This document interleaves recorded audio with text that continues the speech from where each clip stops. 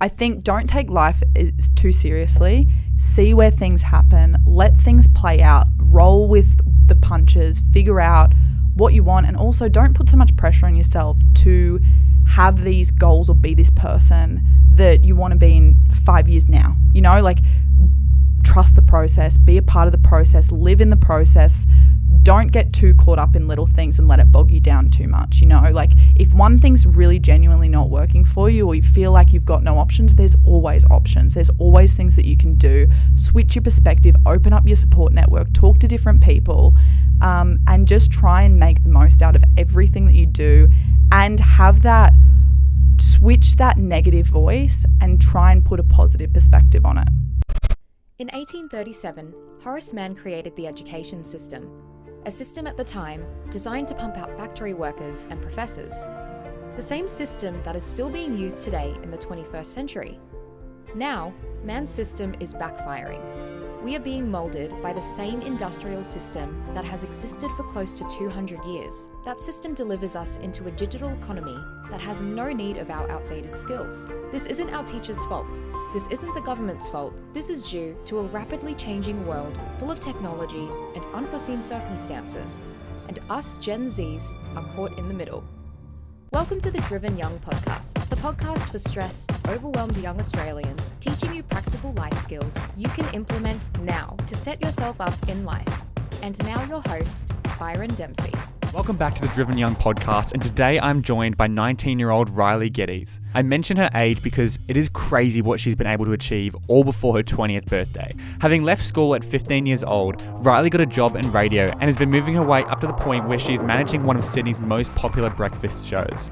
She is super driven and has a crazy work ethic. She very much embodies what I talk about on this podcast, which is why I am so excited to have her on today.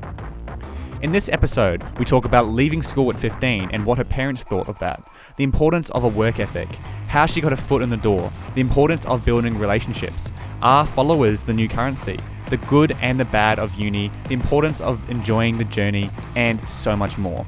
As per usual, guys, please DM myself or DM Ryleigh on Instagram if you enjoy this episode. We love receiving your messages. Please leave a rating and review on Apple Podcasts if you are enjoying the show. And all the other links you need are in the top link in the show notes, including if you want to book me to come speak at your school. Just reach out to me or click the link in the show notes. Now, over to Ryleigh.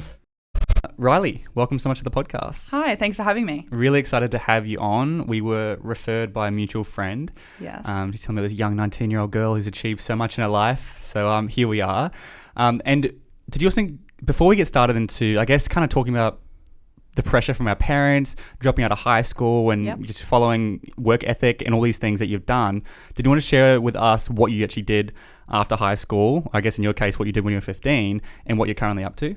Yeah, so I currently work in radio. I'm an audio producer for Sydney's 2GB with Ben Fordham. So it's our breakfast show between 5:30 and 9 a.m. That's my current gig. But when I was 15, summer holidays came. I was in year 9 and my dad said, do you want to get a job in the industry? Like, are you interested in potentially being an audio producer? And of course, my story is I've always been interested in the media since I was about 11. And I took the opportunity and I went in, and my entire summer holidays was just kind of learning the panel. So it is all the buttons and everything that for radio shows to go to where, ads, music, microphones. I'm in the studio controlling everything. So timings, all of that stuff. So I did that for about a year while I was in high school. And So that was, you were in really early, so you'd work and then go to school? Yeah, so I would go to school and then I would finish my school day, get on a bus for 2 hours from Kellyville to the city, about an hour and a half or 2 hours or something, because I'd have to walk from the QVB to Piedmont, which is where it is. And I would work from about probably 6 to midnight, get picked up by someone because I was too young to drive, go to sleep and then go to school the next day. Yeah, and wow. I did that maybe once or twice a week. Yeah. But it was mainly weekends that I worked after that summer period. Yeah, huge. And so you got this job at 15 Yes. and then you kind of went, actually, what's the point in school if I've got this job? Should I just focus on the job? Absolutely. So originally it was only a summer gig. So it was just in that kind of 6 weeks between between the holidays. But after we finished and all of that stuff, my manager reached out and he said, hey, we'd love to have you still work on, we have 2 stations. So we have 2 GB and at the time it was 2 UE. Mm-hmm. And so there would just always be gigs for audio producers that they needed. And I said yes, and I just became a casual worker there, and I did that for a year, and I worked on Saturday mornings with Luke Grant for a year and loved it, fell in love with it. But it wasn't starting out was not easy at all. For sure. It's so hard. Yeah, there was so much pressure. And in that I'm 5 years in now. This is my 5th year. But when I first started, I was a really young kid in a really big job in a big industry with a lot of pressure. And I think the first 2 months of the job, coming in once a weekend or something after that summer period, every single day, every single shift after I left the shift, I went, oh my God, this is too much. I can't do this. Yeah. I want to quit. I want to quit. And it was through the perseverance of that kept me on this kind of cycle of, okay, well, we got through it. We're better now and people are recognizing us. And then I got offered a full-time job at 16. So after a year, I got offered that full-time job. And then that's when the decision came up to, am I going to leave school and pursue my passion, or am I going to stay and do the conventional route of where we're going? And to give just a bit of reference to any international listeners, so in Australia, once you hit year 10, which is when you turn 16, yes, you can legally leave school if you have a full-time job or you're going to do a trade or something like that, or like TAFE or something. Yeah. So you can't leave school unless you have something that shows you're not just going home to play PlayStation, right? Yes. And so you got offered a full-time position at 16. Yes, I did. On our mid-dawn show. So the hours were 8 p.m. to 6 a.m. in the morning. Mm-hmm. The show was live from about... it went from midnight to 5:30. I was live on air, and then you had pre-production and post-production after that. So pre-production, we record interviews, we do ads and all those different things that are just very niche to the market. But yeah, awesome. And so I guess let's talk through the decision to, it's a big decision to leave school, especially on something that's like, I guess, a bit of a risk, and you're not sure if it's going to pay off or not. I'd love to know, how did you come to that decision? Were your parents supportive? Were your teachers supportive? Like, what was kind of happening there in your head? So my mum was very neutral. My mum took the approach of, I'll support whatever you want to do, but I'm not going to tell you to do either. And my dad was very, very strong against it. He was, we had 3 massive conversations about how this is the wrong move for me and it's not going to work out, and that I'm making a mistake and nobody's going to hire someone who's uneducated if I left in year 10, that type of line. And I appreciated that. But when I was coming up to that decision, I did my research around it. I figured out, I didn't tell my dad straight away because I knew that his reaction was probably not going to be in my favour or really like going to back what I was doing straight up. Not a smart thing to just tell him straight away. Exactly. With no research behind it and all that stuff. And I wasn't putting myself in that position. So I kind of first touched the subject with my mum, and she kind of helped me flesh out, okay, if we do go down this road, what are my options? What type of things do I have to consider? And she kind of sat back and I said, well, I have the opportunity right in front of me. And if I stay, I'm going to stay in school. I wasn't that passionate about school. And I wasn't that confident. It just wasn't you weren't kind of fueling school. Me. Yeah, it wasn't. It wasn't great. So good student and all, but no passion. It's the same with me. I was a fine student, I had good friends and everything. Good grades and all that but stuff. I wasn't like lit up, or I wasn't learning stuff going, yes, I can't wait to like learn about this. And I wasn't going, oh, this is important stuff to learn. I was just kind of there. Yeah, absolutely. So for me, this is a path that I feel really, really drawn to. I feel like I can grow so much. I can learn. it's paying into my future career. I'm really keen about taking it, but school would have it felt like a waste of time for me. Honestly, in that moment, I said I could waste 2 years doing the same stuff, doing the same curriculum, kind of going down that conventional route, or I could switch it up and follow this and see where this takes me. And I figured out, I did my research and I found out if I left and I didn't like it, like you've got to take into account all things. So if I failed or if I didn't like the gig or realized it wasn't for me, what are my backup plans? Risk reward, right? Risk reward. You got to weigh it up. Absolutely. So for me, it was take this opportunity that you're not conventionally given very young anyway. So it was already a rare opportunity. It was a rare opportunity to be given. Because your dad set it up with you, then you worked really hard and you did well. And so there's lots of pieces that went, okay, now you're going to get this opportunity, which very few 16-year-olds get. Exactly. So I thought, there's not really much risk to me to not take it and just see where it goes. Because if I did leave in 6 months or a year, I could have got my high school certificate through TAFE or something like that. I'm not graduating with my friends, but I'm still getting that education that was kind of my father's main point of going, your education, what about your friends and your social life and all of that stuff. High school social life isn't that flash. It's great, and I was a bit of a floater in high school, and I was my own thing. But when I got into the job and when I started working and when I started building up, that I just wanted to keep going and going and going. So school was feeling more and more that I was working after hours, and all my school holidays I was at the office and I was doing shifts full time. School was a handbrake. It was. It did feel like it was a handbrake. And even from 11, before I started, because I've always known I wanted to be in the industry, I was taking classes or thinking about my approach to things of going, English is going to be really good if I want to get into television and produce all of that stuff. And all my year 10 electives were what type of things will be beneficial, what skills will help me out in any type of media job that I want, So it was always marketed at it. So when I had the opportunity to be in there, do it full time and learn from people who were successful in the industry, it just made sense. And it was a tough decision, but it was only tough because of the disagreements with people that you grow up as them being the people that tell you what's right and wrong. Well, your parents are your most influential people in your life. They are so influential. Especially at that age. They're still the most influential people in my life. But when you're a kid, it's like that. Your parents, your teachers are probably the two most influential people in your life. And maybe now there's people on social media you follow, but that's relatively new. And on that, I was saying to you before the podcast, the thing is, your dad wanted the best for you, right? Absolutely. He's not going, don't go to this thing because I don't want you to be successful. He wants the best for you. So his intentions are good. Absolutely. So it's not like he's a bad person or anything. But I've said this before, I think what your mum did was perfect.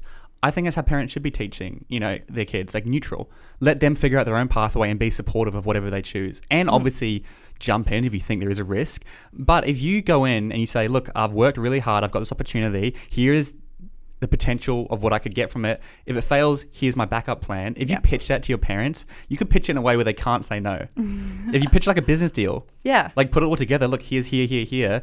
Versus, as you said, if you just went up and said, hey, Dad, I want to drop out of school and do this radio gig. He's going to be like, what? Excuse me? Yeah. So you do have to be, I think, use some intelligence to figure out how you're going to approach that situation. And it doesn't have to be school. It could be whatever it is, right? I think that is a big thing when it comes to parents and kids' relationship. Absolutely. And when my mum was helping me flesh it out as well, there was one quote that she told me, and I've used that so many times. Whenever I've hit a roadblock where I go, okay, hold on, this is a big decision, or I'm not sure if I'm ready for it or whatever. She goes, do it or don't, but whatever decision you make, back it 100% and don't look back. And that set me forward for huge things for the years to come when I was so much more independent. But that decision to leave school was my first ever real big independent decision where I went, your parents are there and they bring you up, and I have a great relationship with both of my parents. I love them more than anything.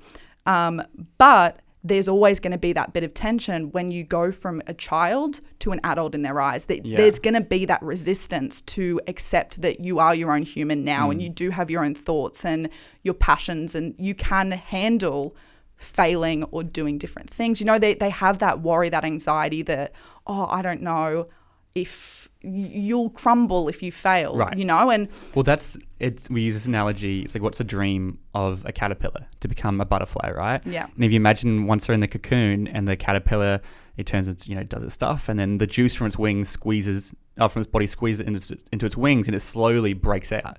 It develops enough strength to break out. And so that's what we have to do. We've got to develop the strength to survive on our own. And Absolutely. sometimes that might be hard reality to parents to understand. Yes. And I totally get it. Like, you're letting go of your baby. It's like they're leaving the nest sort of thing.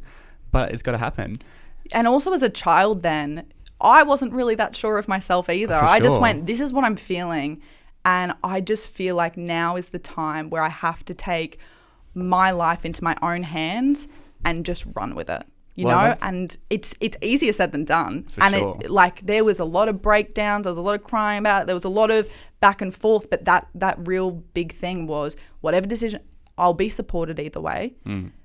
Whatever decision I make, back at 100%. And I backed myself 100%, and I left work, and it was a really funny dynamic because Dad was really against it, and he was against it when I signed the contracts and all of that stuff. But he was the one who introduced me to the job. Yeah, I couldn't right. have learnt from anyone better. He was amazing with his training and all of that. And he was a big support person in that network for me, because if there was stuff with work, he got it. He understood it. I could talk to him. I could bounce off ideas. And Because you're there.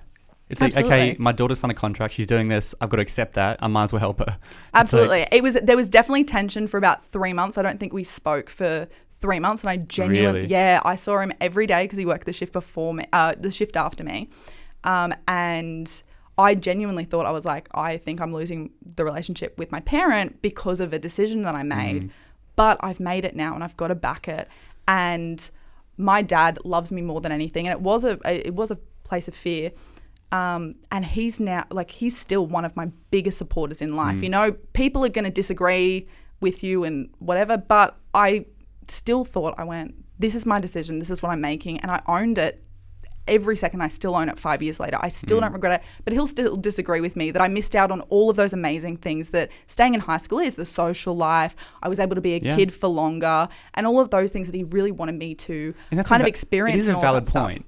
Like, 15 is young, 16 is young. It is, absolutely. And maybe you did miss out some stuff, but I think you've gained a lot as well. And you're probably very grateful that you took this opportunity. You're still 19. Like, you still have so much partying and fun kid stuff to do, right? Yeah. We still have so much time to do all that stuff.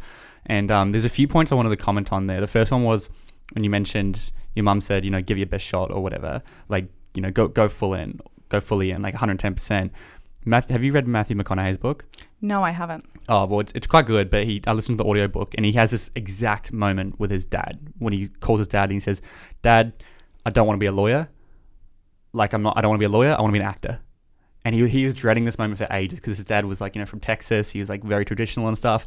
And it's just pause, and then he goes, "Well, don't half-ass it." That's what he says. Don't half-ass it. And that was so powerful. I was like, yeah, just go fully commit to it. Go all the way in. If you're going to do something, do it wholeheartedly and just go all the way in. Otherwise, what's the point? But if you're following something that is a potential risk or a big new change, there's always going to be that confrontation at the start where you're learning your bearings and you're getting comfortable in your space and learning kind of what you're doing and everything like that. And if you're halfway committing to it and you're thinking that regrets creeping in and you'll question yourself at every turn, you're not going to give yourself that opportunity to be as successful as you can be, and also immerse yourself fully into the role and learn the lessons that you need to learn, and when I went in, I ran with it, and I just really made that shift my own. And I got not only the audio part, I'm in here now, I've left school, how much can I grab out of this shift? I'm with a really tight-knit team. Those hours were very socially isolating. I barely saw my family. But I was so fueled by the two other people I was working with, and just the positivity. A lot of people, even in my station, were really negative on the hours, going, "Oh, 16 mid-dawns, what are you doing?" and all of that stuff. And these are people who are successful in their own right and old and live their own paths. But the thing was, I said, this is my path, and there's so much opportunity here that no one else is seeming to understand. Yeah. But from a young person, I've got the flexibility because it's a looser shift to learn the other roles that put this entire show together that you don't get the luxury of on the day shifts because it's so formatted, strict, everyone's really good, but it's so much busier and so much more competitive. Because there's a lot more listeners on the day show. Absolutely. And the night show does very, very well, and we're still number one in Sydney. But in that period, I was able to talk to my announcer, create really, really strong bonds with my announcer and my producer, and I was able to write scripts, and they had the time to read them and give me feedback or write tweets, or I even had a segment for a bit after I think 18 months of being, or a year of being in the gig. I used to have a teen talk segment, which was it was called Word of the Week. So I would, because our audience was older, I was educating them on childhood slang, because I said, I'm 16, I'm young, I understand that it's happening. So I go, I've got something to offer here that could potentially be interesting. And my announcer ran with it, and it was a fun little thing. I did it for about 7 weeks before I left to pursue other things. Like lit or something, like words like that. Yeah, lit, like all throwing shade and all of that stuff, because my parents would even pull me up on them going, Riley, what are you saying? Oh man, sometimes I'll pull out the Urban Dictionary, just like, wait, what are they talking about here? Yeah, you do. You the more you're out of school, the more removed you feel about it, and you just go, am I getting old? Like, I'm 19 and I feel like I'm just not with it anymore. And if you're not on TikTok, you have no idea what's going on. Yeah, absolutely. So where other people saw a lot of like negatives towards it, of hours, lifestyle, all of that stuff, perspective is power, you know, like I saw all opportunity and I got so much, and that really set a strong foundation for the rest of my career. And people heard about me through the day shift, and I ended up where I am now because of just, I kept my head down, I did my thing, and I loved it, and I don't regret a second of anything. And it's so important because it's like, you know, people are running their own race. They are. And so, look, there'd be someone who would probably hate what you did, you know, working those hours and stuff. And if they hate it, then they can, you know, do something else. But for you obviously were loving it. And I think it's difficult because not everyone experiences that level of like growth where they're going, oh my God, it's addictive. It's like, I want to go and I'm learning so much. Like that was me with the podcast and other things. And it's like, I always looked at people who work these ridiculous hours. I'm like, how could they work that many hours? Because they're growing. They love what they're doing and stuff. And now I realize that. Like, I love what I'm doing with the podcast and stuff. And it's so easy to work long hours. If you could ask me to work, you know, 15 hours a day doing some boring job I hated, then I wouldn't be able to do 15 hours a day. Absolutely. And so that was a big thing that I had. And you're just living your own race. You are. It's like, yes, I think everything you said was valid. You're young. Maybe you should be enjoying life more and stuff. But you're still enjoying life, and you had the key thing there, which was, I mentioned to you before, one of the 6 human needs, growth. One of the 6 human needs, as humans, we need growth.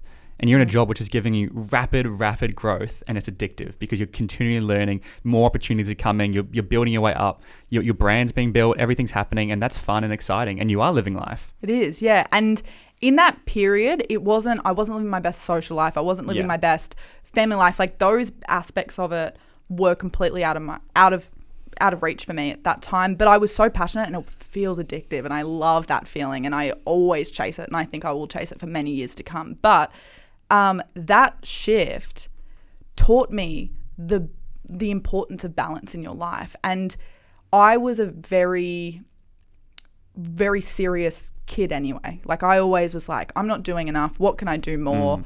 What things am I doing? Or school, I'm not passionate about it, but I could be getting better grades if I studied more and all of that stuff. But the enthusiasm wasn't there. But the beauty of everything that I've done in the last 5 years has been that shift.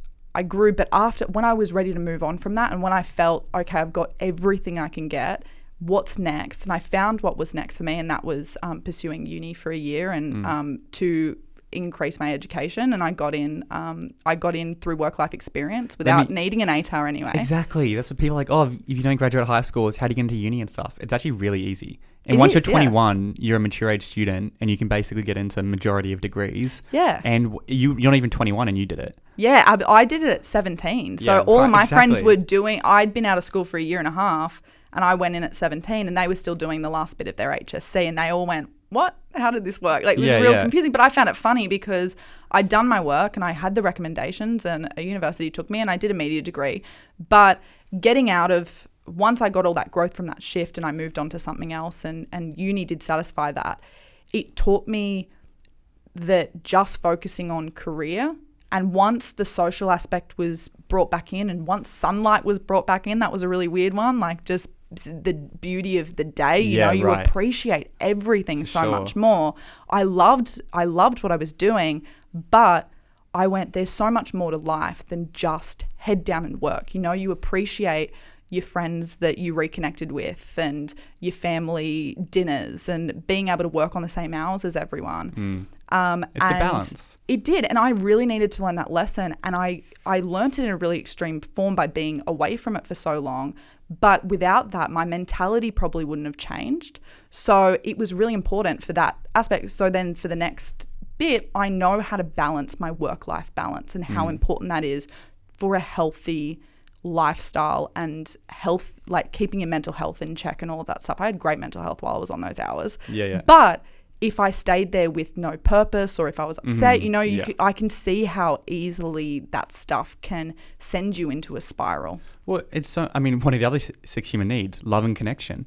If you're at work and you don't have, you're not doing much with your coworkers and you're just there, it's dark, there's no sunlight, I can totally see how you could get in a bit of a rut. And it's so important, especially for people probably who listen to this podcast, and a lot of the people I surround myself, yourself included, who are very driven young, name of the show, right? We work, you work really hard, you get into the personal development world and you hear hustle, work. That's really great. And I do think that's important because we do, especially Australia, have a really terrible work ethic. Yes. However, you do need to understand that it can be a little bit toxic and you do need to have good friendships. If there's one thing that's improved every aspect of my life in the past year, it's the relationships and people around me. Literally everything happens through your network. That's why this podcast has been huge for me, because I keep meeting amazing people and I can invite them on the podcast and then I network with them and we build really strong relationships. Now I've got a huge network across Sydney of amazing people, and that as soon as you start something, you can reach out to them and they can get you opportunities and all these. You never need a resume because people can just recommend you to a job and you can get your foot in straight away and stuff. And it's that's how important it is to have those people around you. Plus just relaxing, spending time off, taking holidays and stuff is really crucial. Otherwise you will burn out. Absolutely. And building, you mentioned the word network, and I call it a support network, and I'm sure you've heard that squillions of times. And I built outside, I already had a support network going into that shift, but the older I get, you add more people to your support network. And I found that there was a lot of value in, and you'd meet them through all the people that you interview, is the different perspectives and the power of different perspectives in your network. If your network is full of people who think exactly the same as you, want the exact same things as you, your growth level is going to be pretty stunted because the advice that they're giving you or their view on things that you're doing are just the exact same. So you're just going to keep doing exactly what you think is right and all of that stuff. So I love that my dad thinks differently and my mum thinks differently, and the friends that I have and that I brought into that network growing up all think differently to me and all have different perspectives, because when I reach out and when I say, hey, I'm thinking of doing this and all of that stuff, I really invite in that sort of conflict, because sometimes when someone disagrees with you and you're not really sure on a decision, just by having that conversation and seeing where they're coming from and understanding different things, it can add value to your overall approach to what you're doing, first of all. And secondly, how strong and how committed you are to it, or how good of an idea it is, because if 3 people with 3 completely different perspectives, if it doesn't stand up with them, then it's probably not the right step. Or if I'm questioning myself too much and all of those different things, then it's probably not the right path, man. I value the support network and the social side of that so much, and that can really it can relate to any side of your life outside of career as well, of just all different things. And I think a lot of people, criticism is such a negative thing, and I think constructive criticism is so powerful. Well, that's what we teach, a love sandwich, right? Have you heard of that? Yes. It's a very simple, psychology way of just being able to give critical feedback, negative feedback, or, say something that is a little bit uncomfortable to say to them. You wrap in a love sandwich. You say, look, I really love how you did this. However, what if we move this over here and we put this here? But, and then you wrap it up with another love. And, but it looks amazing. You've done an incredible job. That's a super simple way. So you got to, love, feedback, love. And that way it's less like I'm attacking you and I'm actually on your side trying to help you. Yeah, the way that I process things, and I don't really know where I got it from, but I've always done it like this. And I've noticed it very much in career decisions and stuff, but with my network or with people that I network to, so successful people I meet and things that I ask questions and ask them about their lives and all that information that I store. Every time I talk to someone about something that I'm potentially doing or whatever, is I will just absorb everything that they're saying to me, and then I'll put them on I have this mental bookshelf that I have, and everything that they say, I take it all in, and then I put it on my bookshelf, and I ask the same question to 5 different people with 5 different perspectives, put all of them on a bookshelf, because there's always something that someone says or will bring out and you go, that really resonates with me, and that's great, and that's fantastic, and I'm really going to use that. Yeah. But it removes that whole part of people projecting their fears onto you or projecting their own life mistakes that they haven't really got over or processed, and you can kind of take subjectively, you can look at it all and go, oh, that relates to me, that's not related to this situation, or I feel like we didn't convey that well enough in our chat to really take on board. So it's a really easy way to get the most out of everyone's perspective without wearing the burden of, oh, I think really highly of them, so their opinion, if they say no, I'm not going to do it, you know?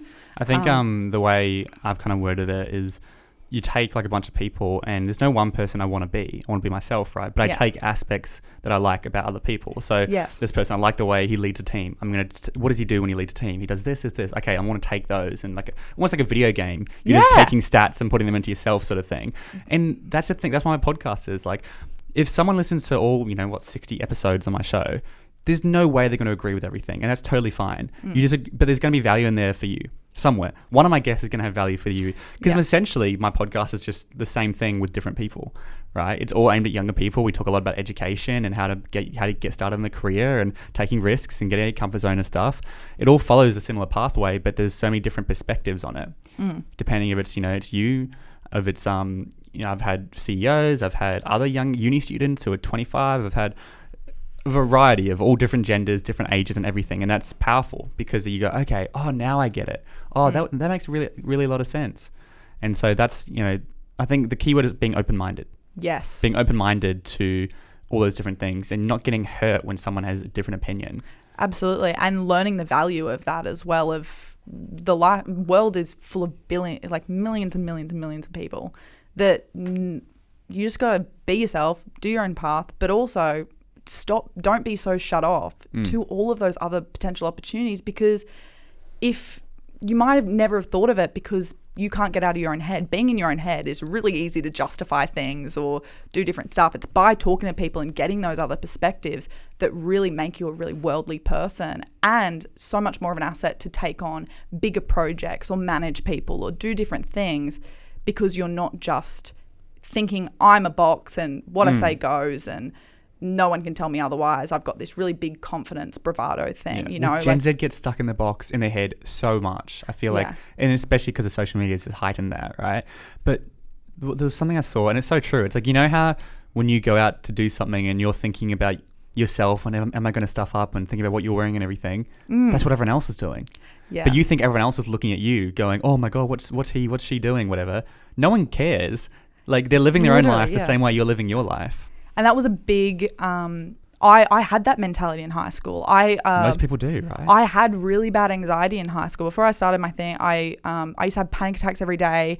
And that whole period of my life before I got into my career, so I was probably about 13, 14. But that thing of just everyone's looking at me, everyone's judging me. And I was never that person. It was... But for some reason, I went through something and it that really triggered it. And I was like, I've never been a self-conscious person. I've always been confident. But that really broke down all of those fundamental things of self stuff, because you think, oh, I can't do that because people will judge me, or all of those different things. And once I went all the way down of like just absolutely no self-confidence, I was super shy, I kept to myself, I turned into this person that I don't even recognize. The slow build back up of all of those things, of going, those breakthrough things of going, everyone thinks that of themselves. Like everyone's mind is thinking that everyone's looking at them, but I've never looked at anyone and judged them for that or said, oh, her shirt's a bit crooked. Yeah. Oh my God. Like, you know, it's not that big of a deal. And at the end of the day, nobody gives that much of a shit about you. Yeah. You know, and like, also, even if they do that, it's like, who cares? Exactly. It's like, it probably shows what is their opinion? Probably insecure themselves, therefore they're highlighting their insecurities on you. Exactly. Or whatever it is. And it's like, just who cares about opinion? And look, I know it's easier said than done. Absolutely. Because we live in a world where we value likes and we value followers. You know, they say followers is a new currency. And look, I have a lot of followers on TikTok now. I've got 250,000 and it has opened up a lot of doors for me. Like, it literally is a currency almost. Like, it has, I can get way bigger guests on my show. When I meet people, they're just more impressed. They want to, I don't like that, but that's a reality. And so that's the sad reality of the world that we live in and the world we're heading into. And I really hate that. But you've just, in order to get past it, you've just got to go, who cares? You know, as I mentioned before, you're living your own life. Absolutely. And I think there's a lot of pressure. And I was in this mindset as well when I was young and in high school. And you look at all these people, and social media was really starting in our generation of looks meant so much. Yeah. And there were these picture perfect images, and so much has been spoken about social media and the impact of that and how it's not real. Did I have Ask FM? Yeah, do you remember that? No. Oh, maybe you missed that. I think I was too young for that. That was like the epitome of like the worst side of social media. It was like this platform where you just create an account and people send you anonymous questions or like have their name attached to it and you answer it publicly. And so someone would be like, you know, Riley, you know, who you fancy right now? And you'd like put the guy that you fancy or something. And it was just the most toxic thing ever. You're like, who do you hate most in the year? An anonymous question, and they'd say it, whatever. Wow. And it was like, at the time it was fun, but I look back on it and I go, oh my God, I can't believe we were doing that. Like, this is shaping us. We're like 14, 15. This is molding who we're going to become. Yeah, absolutely. And I think that when you look at people, and even being in work and working around really successful people, as a kid, because of social media and all that's projected, it's really, really easy to look at someone who's successful and posting all these amazing things and has all these amazing opportunities to them. And you just go, wow, like, they're so amazing. I'll never be like that. And I'll never be as successful as them. And I'll never do that stuff, because you don't see or you don't hear about their stories of where they came from. You know, you're looking at their finished product or their growing product, but they spent so many years before you knew who they were building themselves up to that place. And I felt that. What's that messy quote? You know, the messy. It's like, took me 16 years and 49 days to become an overnight success. Yes. Oh, that is one of them. I have read that. That is one of the most true things. And I find people that in my social circles go, you're so lucky. You bought your own car and you moved out of the house at 19 and all of that stuff. And I went, yeah, it's cool. But this is my 5th year in this gig, and I've worked those tough hours, and you weren't in my life when I was doing that socially isolated thing, or meeting those people, or having those breakdowns about where I was going and what I was doing. And you missed out on formal, you missed out on... And all of those little things. Carnival, but it's really easy for other people to just look at it and go, oh, she's just lucky, or life's just paved her way. She skipped down it, you know? There's been a lot of growth in that behind the scenes. And it's the iceberg effect. You know, iceberg, looking at the tip of it and then not seeing all the depth under it. And with social media, I find it is quite debilitating for younger kids, looking at it going, oh my gosh, I don't even know how to start. I don't know how to start out. And the trick is you just take the first step. You know, the first step turns into a second one. And you can't plan what life is going to do. There's a lot of things in life that you can't control. And from high school me and 15-year-old me that started out, I didn't really have a grasp of that until it happened to me. And you live your life and you go, I had a plan for exactly how this year was going to go and what my life was going to be outside. And in high school, it was a bit easier to plan the year, but in a workforce, 6 months is uncertain, you know, where are you going to be? What opportunities are going to come up? My life changed in 48 hours. I was at uni on a Wednesday, and I got a call from Ben Fordham saying, hey, I've got this, how would you feel about potentially paneling breakfast, the biggest shift in the station, and all of that stuff. I was young. I was doing nothing. I was like, oh my gosh, like that was 48 hours, that phone call. 2 days later, I was full-time on the show that I'm currently at now, with all of the benefits that come with it. And it has been amazing. But I don't put so much pressure on yourself. If you're a young kid out there and you're looking to pursue something that you're passionate about, just keep your head down, go your own path. Don't let too many things affect you, but see where it goes. Explore that for yourself. And it's not always going to feel comfortable, because a lot breakdowns lead to breakthroughs, and that's what I learned. Because I've had so many breakdowns about different things, but I'm no longer ashamed of emotions. As I look at it now, and my perspective's changed at going, I use that as a purge of emotions, of that is my process, and everyone's process is going to be different. But that's what crying is. That's mine, of just going, okay, this is going to be a big change and we're really uncomfortable about this. And success doesn't happen in your comfort zone. And everyone anyone says that who's successful, that's my school talk. You never want to be comfortable. You're too young to be comfortable. In my age, that's how I feel. Like I feel that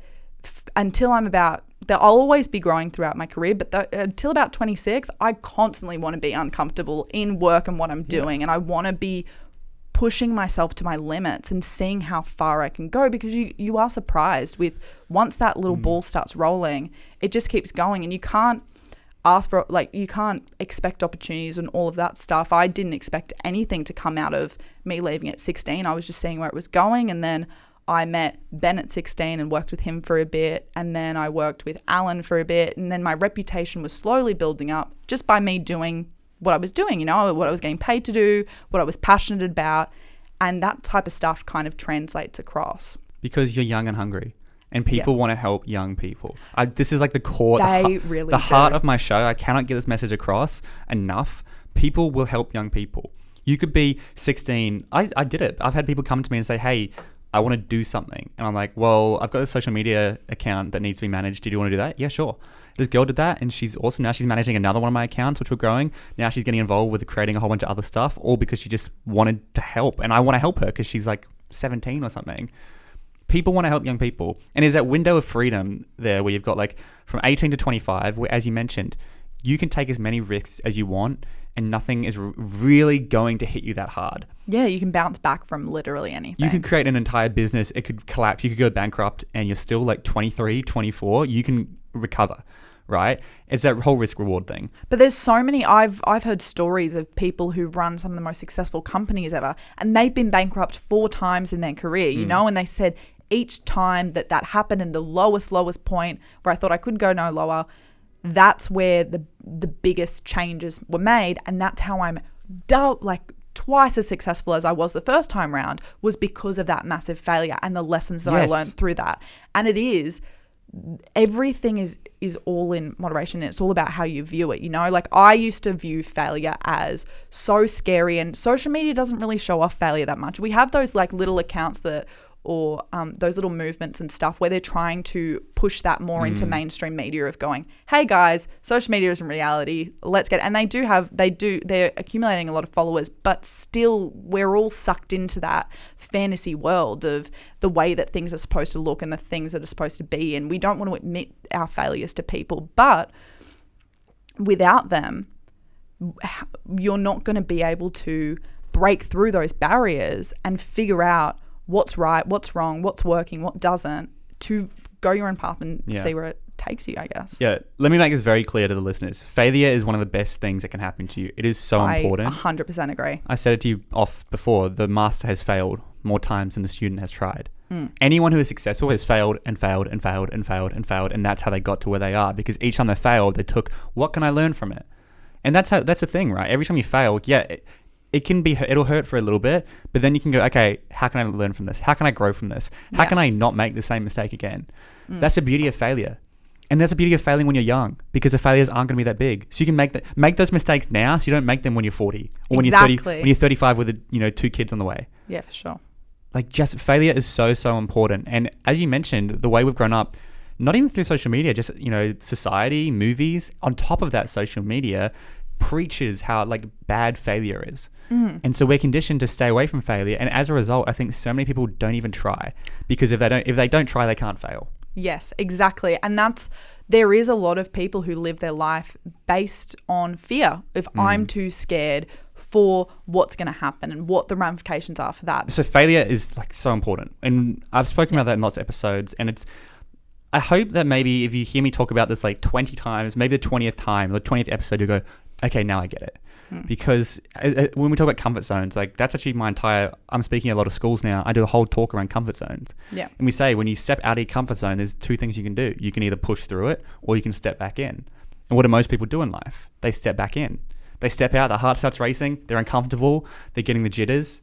I can either push through it or I can step back in, and they'll go, and they'll step back in. Don't do that. Like, as you mentioned, the growth happens outside of your comfort zone. And when you step out of your comfort zone, are you always going to be successful? No, it's going to fail. But that's important because we can learn from the failure. Absolutely. Which is so, so important, right? But I did want to also talk about, because you've done school up to year 10 and you've done a uni degree as well. I haven't done a uni degree. I've done a year of uni. And you dropped out? And I dropped out to pursue the gig that I'm currently working. Oh, which was a phone call you got. Which is the phone call I got that kind of went, uni was really a social thing for me. I wanted to go out. I wanted to be around people my own age and see what it was all about and all the hype and everything like that, and try and live that time that I missed, I guess, because the current night shift wasn't fulfilling that growth but I thing for hate me that you have to pay, $15K a year just to have like a social life. Right? I learned learnt that when I was in there of all the subjects and stuff. I thought my degree was going to be exactly targeted to what I wanted to do and what I wanted to pursue, and I was really excited about it. And then I found out you do 2 subjects per semester that kind of relate to where you want to go, that relate to the majors that you're doing, and then the other 2 are just electives that you have to choose. And I went, this is like school. I'm doing I'm putting effort into 2 classes that I don't think I'm going to get that much for my career. It doesn't really relate enough to what I want because you got to get enough points. And I went, I don't know if I want to be paying $3,000 a class for 2 classes that I don't really want to do. Yeah, exactly. So that was a bit of a shock to me because I didn't know what to expect with that. And so many people have no idea. The amount of friends I have who went into a degree and they're like, I had no idea it was going to be this. I didn't realize 3 years into my psychology degree that I needed to maintain a certain level that meant I could get into honors. And I need honors to be a trained psychologist. And it's actually not 3 years. It's actually a 7-year degree because I need to get my master's and I need to get my honors. And I don't know, I probably stuffed that up. But the point is, so many people go into a degree having no idea what it actually is and the commitment that's involved and the money involved.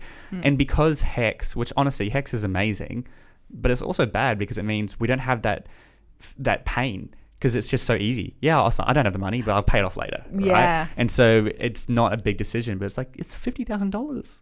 Yeah. For absolutely. Like a 5-year degree or something. That's a lot of money. To me. I don't think I will be going back, honestly. I might go back to school to upskill on different things. I might do a couple of TAFE courses depending on where life takes me and what things that I branch out to in different things. But I don't think I'll really settle down for that straight degree, stick it in conventional thing that most people are doing, because life hasn't really worked out that way for me thus far. And with the experiences that I have and things that I want to pursue separately, you meet people, and I have that opportunity to be around people who are really successful in that field. And I can even if I don't know them, I can reach out to them or something like that and just ask them questions, because I find that practical learning in the job is so much better than school. God. And I went to uni doing a media degree after being in the media for 2 or 3 years or something. So when I was doing the degree, I went, we're doing 6 months on this topic, and I learned it in 3 weeks just by working a summer shift when I was 16 or 17, So it was just going, I get paid to do what I was passionate about, but that's also I'm learning it so much quicker because people are able to cut all the crap around it and all of these little skills and just go, hey, this is the way that you do it. You got to process it this way. These are your things. You bounce off people. You go and sit with all different producers, for example, and they'll all critique your editing differently, and every different announcer that you work for, you have to kind of change your style to match what they want, what they are asking for. And I found the growth so much better and so much more fulfilling doing those practical things. And I love listening to people's stories and why they're passionate about what they're doing and how they became successful in their field, more so than reading a textbook or listening to a lecture or something and doing an assignment that has all of these like strict parameters with not enough opportunity to ask questions of why are we doing this or what are these different things. I wasn't, school and uni like that doesn't fulfill the part of me that is going to really get the most growth out of it. So it always feels a bit like a waste of time for me personally. Yeah, me too. I think we're very similar in that aspect. And I totally respect people who do learn that way. But like, I find it so backwards. Like that point you made that it took you 6 months studying the subject, but you did it in 3 weeks on the job and you got paid to do it. It's like, look at that difference. And this is where you can get ahead in life.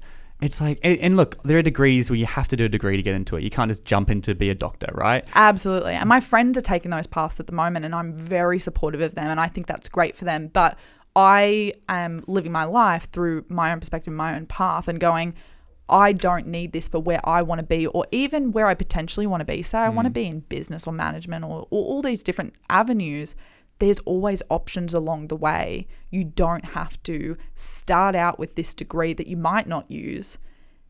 You know, if you have that opportunity to get out in there, that's where it's going to be more beneficial for it. I've found that in the long run. But do you know why a lot of people don't do that?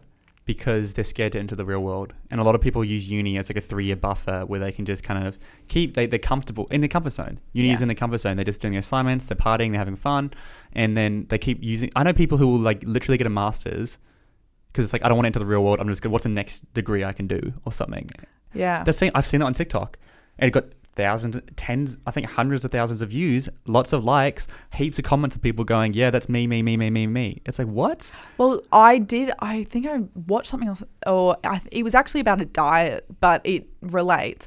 It goes, your brain is always wanting to pick the path of least resistance. So the easiest thing, your brain does not like being uncomfortable. It doesn't agree with the state of being outside of your comfort zone. All your brain's saying is, I don't know if we should be here. I don't like how this is affecting me. I don't like how I'm feeling right now. Let's just go back in our shell and like feel safer.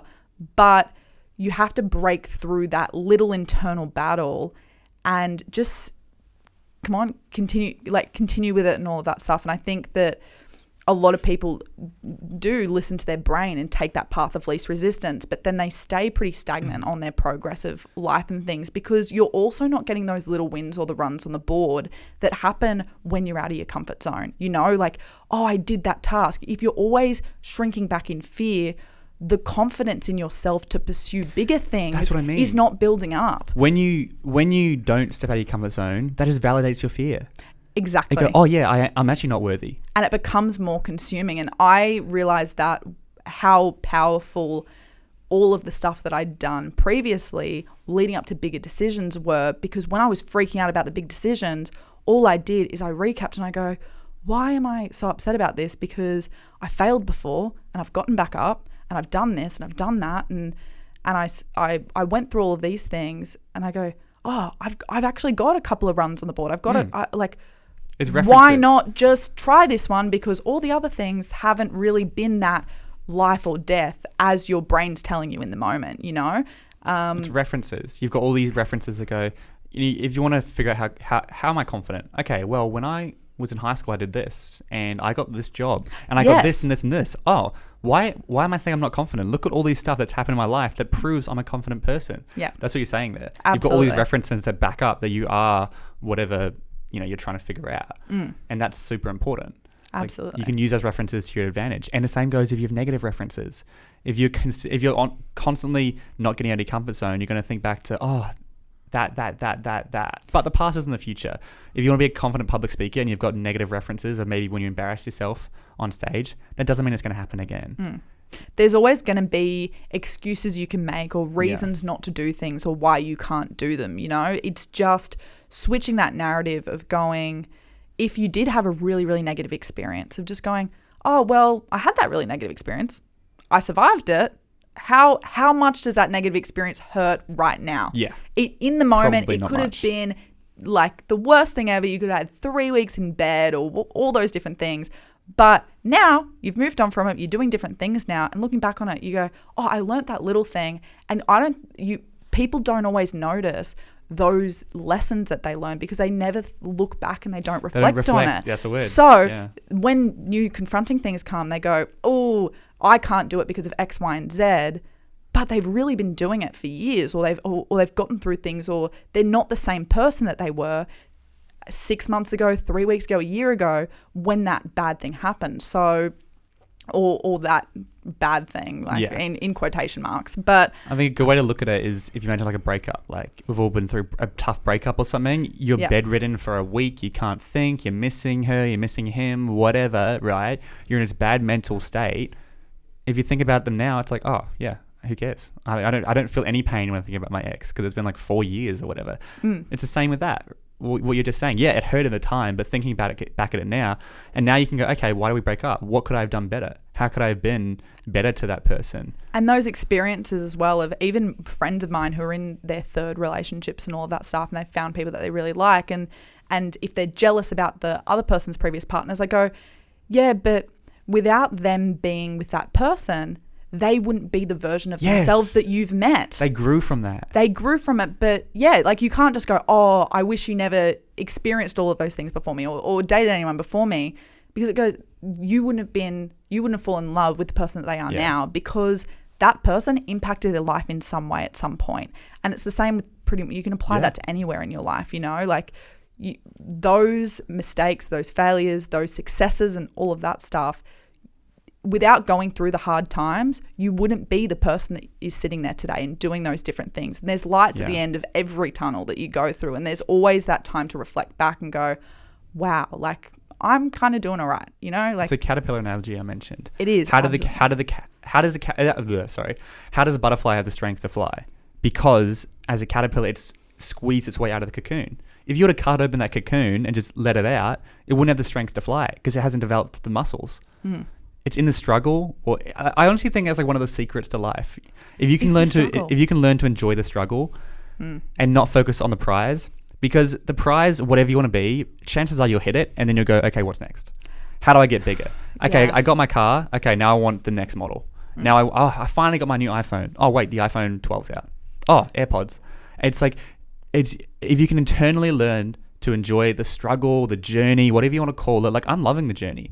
I'm not where I want to be yet, but it's like, I know I'm going to look back on these days and, 5 years and be like, oh, that was fun. My responsibilities were so small. I had no money. I was just struggling, having fun, making my way. And that is the common cliche is it's all about the journey and not about the destination. And as a kid, I never really understood that until you live it and you go, in your career and in your life, you go, oh, I really want that. And that seems like a really far-fetched goal. Or you might make short-term goals or whatever goal you make. You're making the goal because at the moment, in that current space, you can't accomplish it yet. But by the time that you've gotten yourself to a state and you've done the things and you've prepared it and you're at the point where you're ready to reach the destination, you've done all the growth and learning in that journey that you don't usually realize. So then when you reach the goal, it's like a bit underwhelming from a week ago, 6 months ago, a year ago, where you were going, oh, I would love to do that. That's really inspiring to me, because you just get along with it. You get on with it. You do your things, and then you've reached the goal and you go, okay, what's next? And then what's next and what's next and what's next? So when you get really overwhelmed, I always reflect back on all of those things that I've taken for granted or all of those milestones that I didn't celebrate. And it helps me boost back of going, okay, I'm doing all right. Or those things or just giving yourself validation that all those things. But the journey is really the key in all of it. The destination is always going to be underwhelming. It's a scientific term, hedonistic adaptation. It's a scientific term for when, as humans, we achieve something, we go, what's next? And we're never satisfied. We're always trying to climb. And if you can understand that, and as you mentioned, more focus on the journey, that's a really important thing to do. Also, what you mentioned about, reflecting at like, oh, wait, I did this, and I've grown heaps. It's so important you reflect. It's what I've gotten into the past year. Every Monday morning, me and my friend go through our week and we share our biggest wins from the last week. And we go, okay, what do we have to get done this week? And we reflect every single week. And I think about 3-4 weeks ago, I was working on this huge deal, which was worth a lot of money and a massive opportunity for me. And I had pretty much closed it. And I was like super pumped about it. And then on the Friday of that week, we lost it. And I was like, oh, this sucks. It was like, it took a lot of the wind out of my sails. And I was like, damn, this really sucks. And then comes a Monday and I wrote down all my wins. And I had a huge win that week. I had my most viral video ever on TikTok. Got like 10 million views in like 3 days. I had all these other stuff happen. I had my first paid speaking gig. All these different stuff happened. But I was focusing on the one negative thing that happened. Had I not reflected with my friend, I probably would have wiped that off as a bad week. Yeah, absolutely. And it's like, oh my God, imagine. That's why people journal. I think it's so good. And I used to journal back in the day, but you fall flat on type of the goals and all of that stuff. And no one's perfect. But there is this really interesting story that I want to share about a girl that I actually work with currently. And listening to her story, and I watched it roll out on air because I was working that day. And it just made me think, God, like even when you think life is really bad or this is a really significant negative in your life, you don't know what that is kind of pushing you or what path that's pushing you in. So the story of this girl is she was at a beach one day and she had this family heirloom ring. So it was from a grandmother or great grandmother or whatever, and it had been passed down to her. She went to a beach one day and she lost it. It lost it in the water or whatever. And the person that runs our station, his daughter they were on a holiday. She looked in the sand and she saw a ring. So her mum put it on this Facebook group in the local area, just going, hey, like we found this ring on the beach. Like my 7-year-old daughter's found this ring on the beach. It reached the girl and she goes, oh my God, I thought that was gone. It was 2 months after she lost it. And Ben said, I want to do an interview on it. Brilliant. So we had our boss's 7-year-old daughter and the girl whose ring got lost. You interviewed the daughter. Yeah. The 7-year-old. She was so cute. We had the girl whose ring lost, and she told us our story about how heartbroken that she was. I think her family cried. It was a couple of months ago, so I can't really get the details. But it was a huge thing in that period of her life of just going, how could I be so stupid, losing my ring, or my mum's really upset, and we just can't. She'd gone through that entire grieving process of losing something really, really important and like significant to her, and just forgot about it. Then 2 months later, this thing shows up and we're talking to her, and Ben said, what are you doing at the moment? And she just finished a media degree at university. She was great talent. She spoke excellently. And Ben instantly went, you've got to come in and look at the station. So she's just fresh out of uni, probably doesn't have many opportunities, but this ring has connected her to an opportunity months down the line through this random 7-year-old girl that happened to be the boss's daughter, that happened to Ben overheard the story. We got her on, and now she's been working. She's been on work experience with us for 2 months.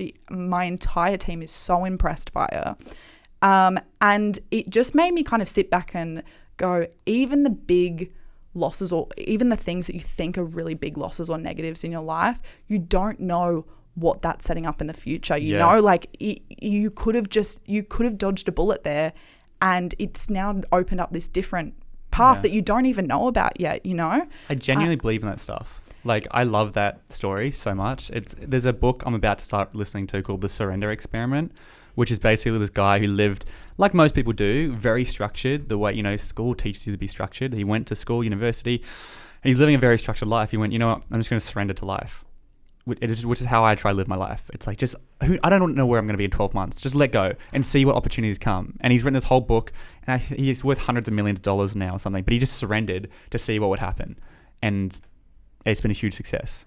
That's so funny, because in the past year or two, I need to read that book, because I feel like I would love that book. But that's kind of how I've been doing it, of going all of the past 5 years, every 6 months, some really big change happens, or some big thing happens where I never could have written it down. It's just this big hit, and then I deal with it, and it ends up being this huge breakthrough moment, and it changes everything in my life. And I don't have very long to grasp it, but I just have to go with it, because that's just the way that it's changed. Opportunities come up and all of that stuff. So the whole structure of life of going, I need to plan. This is my route to success. Flexibility is so important in your goals of going, I want to reach that, and I still want to be on, I still want to pursue that television route and all of that stuff. But the stepping stone for me was radio, and this whole rabbit warren of different things that I've done and all the growth that I've gotten out of it, I'm still not done with what I'm doing and all of that stuff. So I think there's a lot of power in surrendering to that stuff and going, I'll see what happens, but that doesn't mean that you don't have to put in the work or pursue things when they come up. You can't just sit back and things will fall into your lap. Exactly. But sometimes things come knocking at your door. You never would have expected it, and running with it and change it. They're the life-changing scenarios. You don't really ever. I like to say that everyone gets luck at some point in their life. whether you choose to accept that or not, whether you choose to take advantage of that luck or not. Like I look back at how I got to where I am, and I had a lot of lucky moments, but I took advantage of them. And I know, no disrespect, I know a lot of people in my life who wouldn't have even noticed them. They would have seen this opportunity. They would have been like, oh, nah, it's not paid. If I'm not going to do it, it's not paid. It's like, well, I took an opportunity that wasn't paid, and I got so much out of it, got so much experience, which I then leveraged to start my own business, which then led me to starting the podcast, blah, blah, blah, blah, blah, blah. It's a concept. I don't know if people listening to the show would know the 1,000 Doors, which is a concept my mate Joe created. We did a whole episode on it, and it's basically behind one door could be 1,000 more, and you never know. And a lot of people will never open a door because they just see one door. But if you can start to view that one door as 1,000 doors, because who knows what's going to happen? Absolutely. You meet one person, I can't be bothered to go out and meet this person for coffee. It's just one door, right? But you meet that person, they introduce you to someone else, blah, blah, blah, blah, blah, and then bang. And I've had that. There's been a few people in my life who have done one thing. All they did was connect me with one person, and that just exploded because they then connected me with someone else, and then bang, bang, bang, bang, bang. Absolutely. And one of the things as well, especially if you're passionate or you're interested about things, like I've done so many shifts. I've done 7-day weeks. I've done a lot of free shifts, and even in an industry where I'm paid, in doing jobs that I necessarily wasn't that passionate about, but just wanted to know about. Like I just had that hunger for knowledge. I wanted to understand every single aspect of the performance side of the business because that's what I was exposed to. And I went, I'm doing one job, but how do I get myself across the thought process of all these different people and the skill sets that you need to have to perform these jobs? Because I want to understand what the limits are and what different things that I need to grow or think about potentially pursuing to get into your position or be able to help or contribute in that type of way to the content. So I'm not always stuck in this stepping stone role, but it wasn't always, I didn't always view it that way, but that's naturally what I was doing. And nobody really does understand the whole, but it's free, but you already work there, you know, like you could get a shift and it will pay you however much for doing audio. But I go, no, I don't want to earn money this week because I've got 3 producing shifts that I can sit in on and observe, and they'll let me write scripts and they'll just give me their time. Time is so valuable. And if people are willing to give you their time, take advantage of it, ask those questions. Because there's nothing like people giving you opportunities, and everyone wants to help you. Everyone wants to help you grow.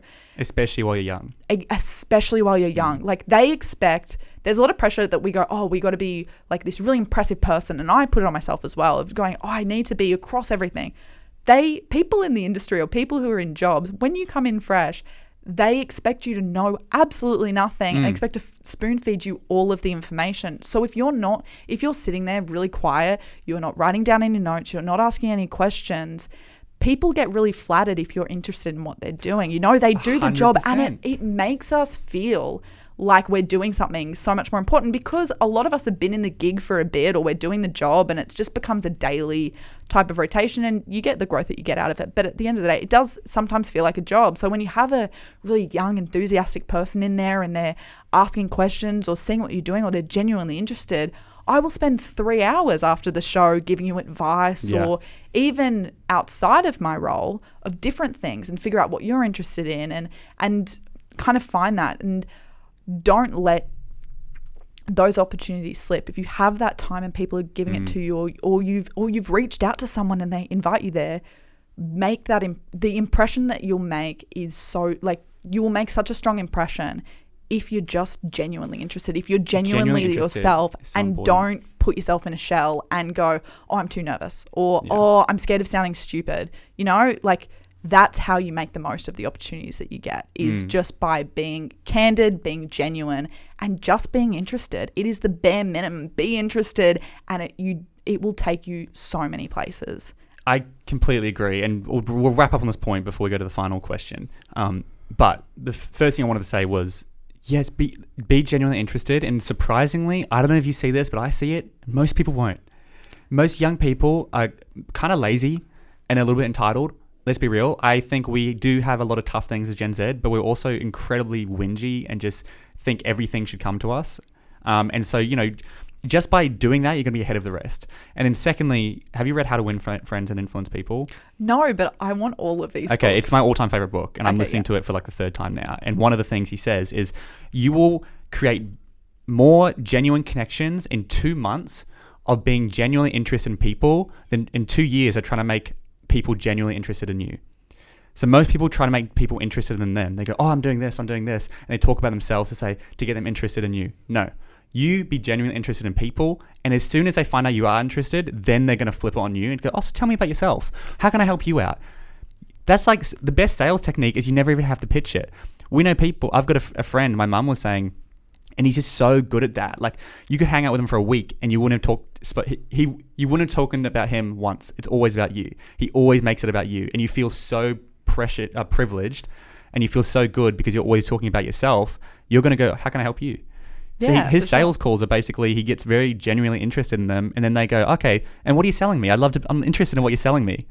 That's so, it's so fascinating to hear that actually be put into a concise point, because it's so true. It's my all-time favorite book, and I get asked surprisingly a lot what books I recommend. I need to create a book list, but that one, How to Win Friends and Influence People, it's literally like communication, human behavior. It doesn't matter what job, what industry you're going into. That is a fundamental book that will really set you up.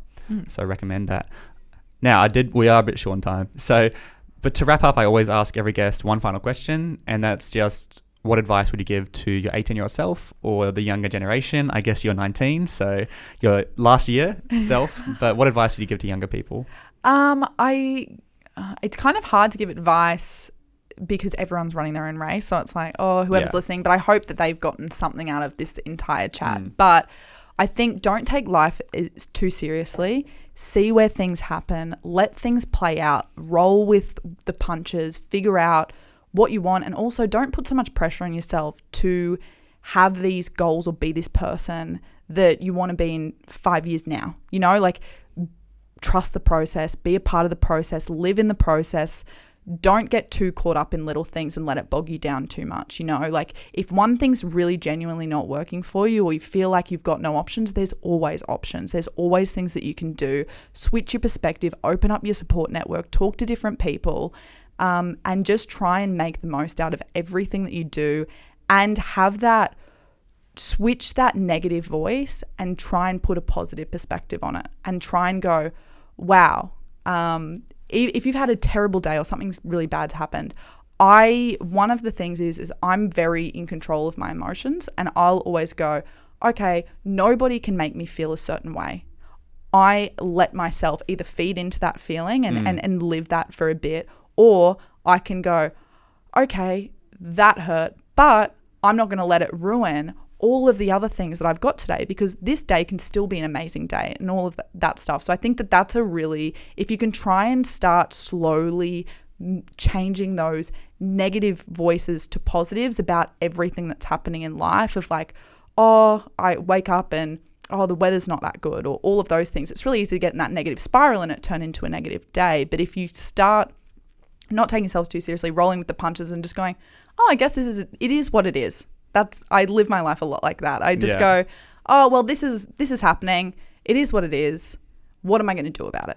Yeah. And there's usually something that you can do, and just kind of sit back and enjoy it. And life is meant to be lived. It's meant to be experienced, and just, make the most out of it. You've got one. It's great advice. And there's a scene, I can't remember which movie it is, but he's like, they're about to go into a huge court case or whatever, and it's like he could be life in prison. So it's like the highest possible stakes you can imagine. You say, why aren't you freaking out? Like, why aren't you more stressed? It's like, well, I'm going to enter in there. There's nothing more I can do. I have no control of the situation. There's no logical reason to be stressed, because that doesn't fix anything. And a lot of people, I know that's thinking very logically, and a lot of people are a lot more emotional than that, and it's not as easy as that. But it's just like, if you don't have control of the situation, there's no point in stressing out. There's no benefit to it, and it doesn't change anything. Exactly, and that was a lesson that I didn't have down pat. I wasn't born with that. You know, like it's over years you develop being comfortable in the fact that there are things in life that you can't control and you've got to let go. Surrender. And just be it. Like, I was nervous as anything. Like, being on a podcast is so foreign to me. I've never been interviewed before. There was a lot of negative self-talk that went, oh, who would be interested in my life? And, or like, oh, what can I offer people my age? Like, who would want to listen to me and all of that stuff? And I went, this is a new experience. This opportunity is what it is. And don't stress about it. Don't overwork your mind about all of these things that can go wrong. Because I went through that process before I came.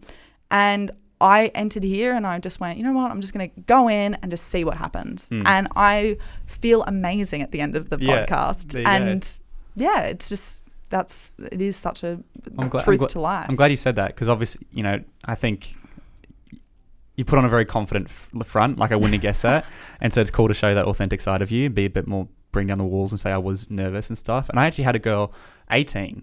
She was 18 and she has a tutoring company, and she's like, she redone the whole curriculum, all this cool stuff. And she came on, and afterwards she said she was so close to not coming because she was so scared. And I was like, what? No, you did a really good job. And it's like, wow, that's the difference, right? People wouldn't come. And that's where I think getting out of your comfort zone.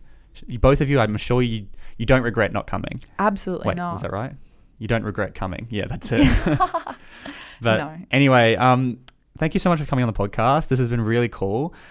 Where can people find you if they want to DM you, reach out, follow you along? Where's the best place to go? I have Instagram, pretty much every social media. So it's just Ryleigh Geddes. I'm sure my name will be spelt somewhere because, but yeah, just if you want to shoot me a DM, or I'll set up a LinkedIn at some point. So if you want to go through that avenue, but really, like, just Instagram and Facebook, RYLEIGHGEDDES. Yeah. And all the links will be in the podcast notes description, so people can find you there. But otherwise, thank you so much for coming on the show. Thank you so much for inviting me. It's actually been amazing. I'm so happy I did it. Yeah, awesome.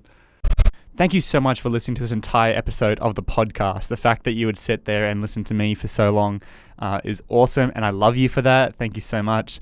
Just real quick, I am starting to speak at schools a lot more frequently now. So if you're in Australia, specifically Sydney, and either you're a student, maybe you're a teacher, or you've got a brother or sister in school, or you have any connections at all and you want me to come speak at a school or any presenting things, I am looking to ramp that up a lot. I've got a really cool school talk I've been working on for a few months now.